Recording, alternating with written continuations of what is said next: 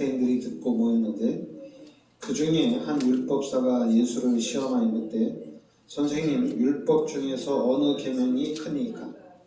예수께서 이르시되 내 마음을 다하고 목숨을 다하고 뜻을 다하여 주 너의 하나님을 사랑하라 하셨으니 이것이 크고 첫째 되는 계명이요 둘째도 그와 같으니 내 이웃을 내 자신같이 사랑하라 하셨으니 이 두 계명이 온 율법과 선지자의 강령이니라. 아멘. 그러니까 예수님이 큰 계명 두 개를 주셨죠. 내 마음을 다하고 목숨을 다하고 뜻을 다하여 주 너의 하나님을 사랑하라. 내 이웃을 내 자신같이 사랑하라. 그러니까 하나님을 사랑하고 이웃을 사랑하라. 이렇게 말씀하셨죠. 그것도 이제 오늘 말씀대로 내 이웃을 내 자신같이 사랑하라.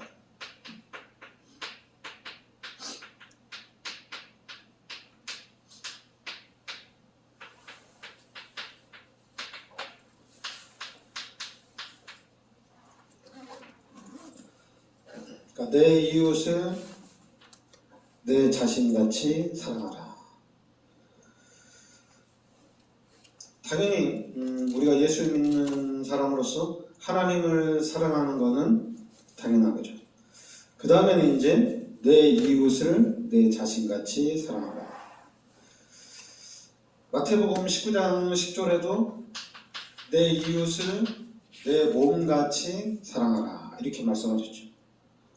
레위기 19장 18절에도 내 이웃을 내 몸같이 내 이웃을 내 몸같이 사랑하라.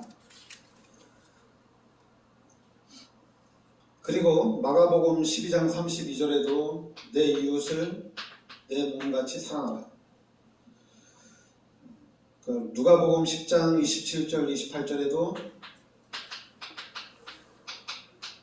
내 이웃을 내 몸과 같이 사랑하라. 그리고 로마서 15장 2절에는 내 이웃을 기쁘게 하라 이렇게 말씀합니다. 내 이웃을 내 몸같이 사랑하고 또 내 이웃을 기쁘게 하라. 그리고 갈라디아서 5장 10절에도 갈라디아서 5장 14절에도 내 이웃을 사랑하기를 내 몸같이 해라. 야고보서 2장 8절에도 내 이웃을 내 몸같이 사랑하라. 이것이 최고의 법이다. 로마서 15장 1절에는 내 이웃을 기쁘게 하고 그리고 야고보서 2장 8절에는 내 이웃을 내 몸같이 사랑하는데 이게 바로 이제 최고의 법이라는 얘기입니다. 그러니까 하나님 말씀에 내 이웃 사랑하기를 내 몸같이 하라 이렇게 말씀하셨죠. 그러니까 이 부분에도 그러니까 우리가 이제 세상 사람들이 얘기하는 네가 사랑을 많이 베푸는 만큼 사후에도 네가 그 사랑을 받는 것이다. 세상에는 그렇게 얘기해요. 근데 이제 그 사후에 얘기하는 거죠. 근데 우리는 하나님 말씀에 내 이웃을 내 몸같이 사랑하라. 그러니까 내 이웃을 이렇게 사랑할 수 있으면은 일단 자기 자신을 사랑할 수 있어야 됩니다. 왜냐하면 자기 자신을 사랑하는 만큼 내 이웃을 사랑할 수가 있어요. 그러니까 자기 자신을 사랑하지 않으면은 당연히 내 이웃을 사랑할 수가 없죠. 그러니까 네 몸같이 이웃을 사랑하라고 그랬거든요. 그러니까 나를 사랑하는 만큼 내 이웃을 사랑할 수가 있는 거죠. 근데 만약에 나를 무시하고 나 자신을 아끼거나 나 자신을 사랑하지 않으면은 내 이웃을 사랑할 수가 없죠. 그러니까 이게 참 중요한 게 우리가 하나님을 사랑하고 또 당연히 자기 자신을 사랑을 해야 되거든요. 자기 자신을 사랑하려면은 자기 자신을 자기가 지켜야 되거든요. 왜냐하면 우리가 사랑을 하면은 그 사랑을 통해서 지켜주고 보호해주는 그런 삶이 나오거든요. 마찬가지로 기독교인들은 하나님도 사랑하고 중요한 거는 여기 보면은 내 이웃을 내 자신같이 사랑하라. 그러면 다르게 얘기하면은 자기 자신을 사랑하는 만큼 이웃을 사랑하게 돼 있어요. 자기 자신이 자기에 대해서 어떻게 생각하느냐에 따라서 그만큼 다른 사람도 생각한다는 얘기입니다. 그러니까 자기 자신 어떻게 보면은 이웃을 사랑해라, 사랑해라 이렇게 얘기 안 해도 그 본인이 사는 삶을 보면 이웃을 사랑하는지 안 하는지 알 수가 있죠. 왜냐면 내 몸이 귀하면은 당연히 다른 사람의 몸도 귀한 거거든요.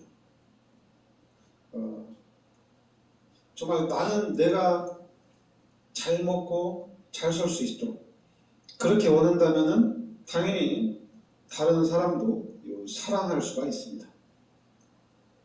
그래서 여러분들이 내 이웃을 사랑하라 이렇게 얘기하면은 우리가 이제 종교로 볼 수가 있거든요.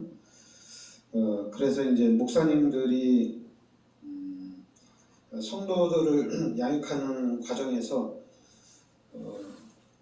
분명히 하나님 말씀에는 하나님이 주신 계명이 그 가장 큰 계명이 뭐냐? 하나님을 사랑하고 이웃을 사랑하라 이거거든요. 근데 이 부분을 해석을 어떻게 하느냐에 따라 다른데 네가 하나님을 사랑하고 이웃을 사랑한다면은 그들에게 복음을 전해야 되지 않냐.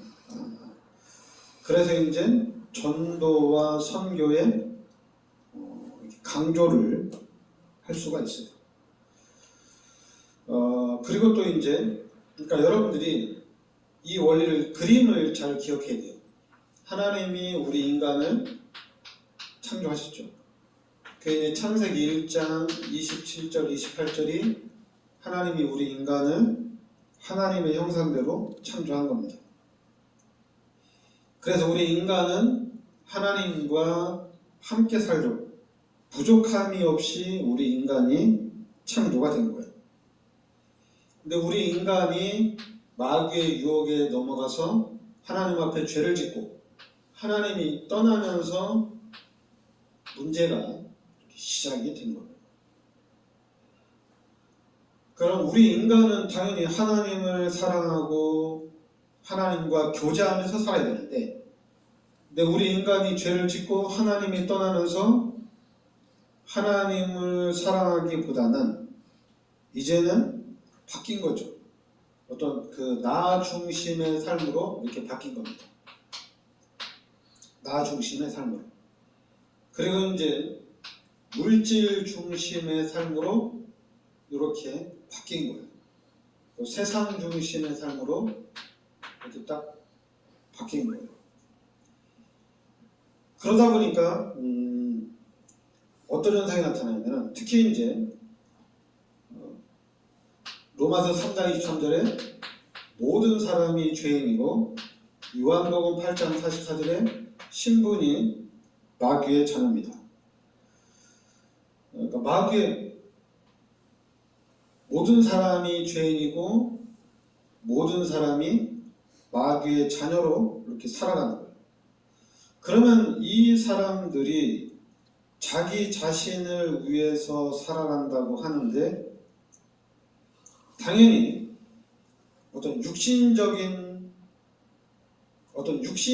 삶만을 의지하게 됐어요. 육신적인 삶, 다른 삶이 아니라 육신적인 삶. 왜냐하면 이 사람들은 하나님이 없다. 어떤 만약에 이분들이 하나님을 찾는다면은 우리 기독교에서 얘기하는 하나님이 아니죠. 기독교에서 말하는 하나님이 아니라 그냥 이 사람들은 어떤 하나의 하나의 신을 의지하고 신을 찾는다는 얘기입니다. 그러면 당연히 여기에는 귀신이 역사를 하게 돼 있어요. 그러니까 우리가 알아야 될 게 이 귀신의 역사와 이 사단의 역사는 하나님과 반대로 간다는 얘기입니다. 근데 그 부분을 이제 우리 기독교인들이 알아야 되는데, 근데 그 차이점을 이건 완전히 다른 거거든요. 여러분들은 하나님의 자녀고, 그리고 하나님이 함께하는 사람입니다. 그러니까 이걸 생각하면 180도 달라요. 나는 하나님의 자녀고, 여기는 마귀의 자녀고. 이제 나는 하나님이 함께하는 사람이고, 여기는 귀신의 종로를 타는 삶이에요. 그러니까 완전히 다른 거죠. 그러니까 완전히 다른 것을 우리 기독교인들이 알고 우리 기독교인들이 이 부분을 누려야 되는 건데, 근데 불신자들이 볼 때 똑같다고 보여져요. 심지어 우리 기독교인들까지도 별반 다를 게 없다 이렇게 여기죠.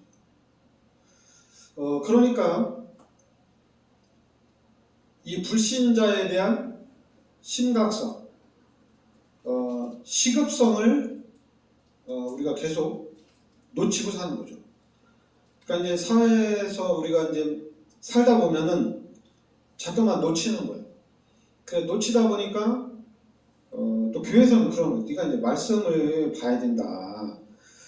네가 말씀 중심이 아니니까 네가 자꾸만 이 하나님이 원하는 삶을 놓치고 하나님의 계획을 네가 자꾸만 잃어버리는 것이 아니냐.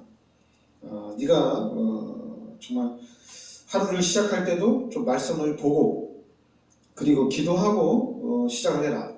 그래서 말씀을 놓치지 마라. 이런 부분들로 자꾸만 가르치는데, 근데 그게 아니라 예수를 믿음과 동시에 완전히 달라진 거예요. 우리가 예수를 믿음과 동시에 귀신이 떠나가고 하나님이 함께하는 삶입니다. 그러니까 하나님이 이제는 함께하는 하나님의 자녀로서의 삶이에요. 그래서 제가 이 부분을 계속 말하는 이유는 그냥 내가 누구인지만 아는 데, 난 이제 하나님 말씀해 보니까 죄인도 아니고 마귀의 자녀도 아니고 난 이제 하나님의 자녀고 난 이제 하나님이 함께하는 사람이다. 근데 내가 그냥 하나님의 자녀가 된 것이 아니라 이 그리스도 예수의 은혜로 하나님의 자녀가 됐다는 얘기입니다. 이 그리스도 예수를 통한 은혜로 하나님의 자녀. 내가 어떻게 해서 얻은 게 아니라 하나님이 나를 선택하시고 하나님이 나를 구원해 주신 거예요. 그러면은 우리가 이제 하나님의 자녀로서의 삶, 다른 것이 아니라 이 임마누엘의 삶을 확실하게 누려야 된다는 얘기입니다. 근데 이게 안 돼요. 임마누엘을 누려야 되는데 이 부분이 안 돼요. 특히 이제 렘넌트들, 이게 진짜 안 돼요. 왜 렘넌트들이 이게 안 되냐면은 지금까지 교회에서 가르치고 지금까지 이렇게 이제 신앙생활이 거의 종교성이 거의 그냥 종교예요. 교회는 이렇게 다녀야 된다, 신앙생활은 이렇게 된다, 이런 부분들이 종교란 얘기입니다. 그리고 이제 신학자들이나 신학자들은 좀 이제 아무래도 성경을 해석하는 부분이 신학적으로 해석을 하기 때문에 좀 다른데, 중요한 건 목사들이에요. 목회자들이 매주 설교를 하면서 성도들에게 말씀을 전하는데, 그 부분에 당연히 복음을 우선시해야 되는데, 근데 이 복음보다는 종교가 거의 강하다는 얘기입니다. 만약에 목사님들이 진짜 임마누엘 다니를 확실히 누리겠다, 이제 하나님의 자녀로서 내가 하나님의 능력을 누려야 되겠다. 그래서 이 부분을 찾고 이 부분을 누린다면은 이거는 그냥 쉽게 얘기해서 그냥 다 끝난 거나 마찬가지죠. 예수 믿음과 동시에 모든 문제가 해결된 겁니다. 왜냐하면 영적으로 봤을 때 귀신의 역사와 하나님의 역사, 그리고 나는 이제 하나님의 자녀고 하나님이 함께 하셔서 하나님이 역사를 해나간다는 얘기입니다. 그러니까 당연히 그러면은 내 삶은 당연히 세계의 복음화에 세계를 정복하는 그 자리에 들어가게 돼 있는 거예요. 그런데 자꾸만 우리가 어디에 매달리냐면은 이 육신적인 삶에 계속 매달려요. 육신적인 삶에. 그것도 이제 물질 중심. 아니요. 왜냐하면 목사님들이 좀 어느 정도 목사님들이 모이면 무슨 얘기하냐면, 야, 누구는 차를 뭐 타고 다닌다. 아, 거기 누구 좀 산업인이 왔는데 뭐 헌금을 많이 한다. 그리고 또 이제 또 어느 목사님은 그 지역에서 최고 좋은 집에 살아요. 최고 좋은 집. 그럼 교회가 규모가 그 정도 되냐? 그게 아니거든요. 여러분, 그 성도들이 한 50명에서 100명 사이가 되면은 저도 만약에 욕심을 내면은 저도 한 10억 되는 집에서 살 수가 있어요. 욕심을 내면. 근데 이제 목회자들이 다 그래요. 다 그래요. 분명히 하나님 말씀에는 하나님을 사랑하고 내 이웃을 내 자신같이 사랑하라 이렇게 말씀하셨거든요. 근데 목사들은 7년 동안 훈련받은 사람이거든요. 7년 동안. 그래서 목사님들이 7년 동안 훈련을 받았는데 그 7년 동안 훈련 받아서 목회를 하면서 교회가 부흥이 되면 그러면 교회가 누가 얘기 안 해도 착한 일을 많이 할 수 있잖아요. 진짜 착한 일들을 많이 할 수 있거든요. 근데 착한 일을 못해요. 왜 못하냐면은 교회가 부흥이 되면은 한국교회 전체가 다 성전 건축을 합니다. 그리고 성전 건축하는데 거의 100%가 빚을 내서 해요. 그것도 좀 무리해서 해요.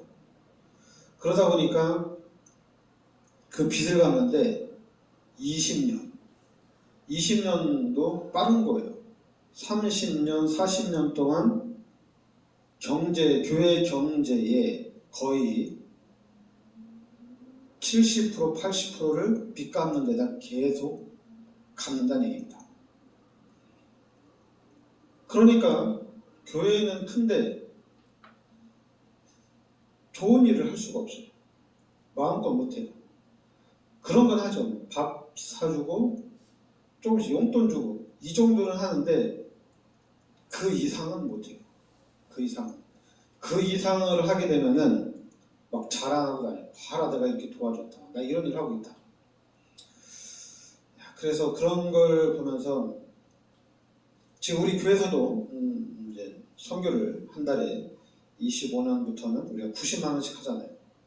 근데 이 강원도의 안에 한 달에 90만 원씩 하는 교회가 없어요. 교회가 큰데도 많은데도 그렇게 못해요.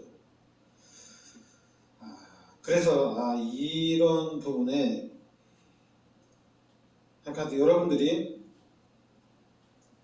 말씀을 잘 보고 우리가 어떻게 가야 되는지 길을 잘 찾아가야 됩니다.